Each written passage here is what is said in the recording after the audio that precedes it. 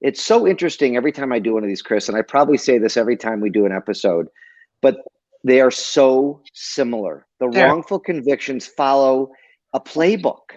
And I like how you described earlier about how the wrongful identification kind of leads to the tunnel vision, which leads to all of the other bad things that happen. And if you fix the wrongful ID, then the jailhouse snitches and the other bad things are less likely to happen. And that just makes a ton of sense to me. Right. I think that's the case with eyewitness identification improvements, and I think that's the case with recording, because particularly now when everybody is so used to being recorded, right? We were recorded when we go to the grocery store, when we're at the ATM, when we're walking down the street. But yet what happens in closed doors in a law enforcement agencies is not recorded. How can that be?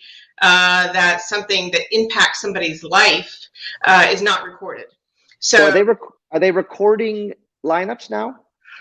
Well, the legislation for the lineups recommends the recording for the lineups, but again, that law was passed in 2008, and the ability to record was very different then. Now, and the ability to store, right? So there was these concerns. You always have the concern the sky is going to fall when you try and do criminal justice reform, and the sky has yet to fall. The floodgates don't open, and none of those things happen that people say are going to happen. But now you can record very easily. They all have equipment in their departments, or they all have a cell phone in their pocket.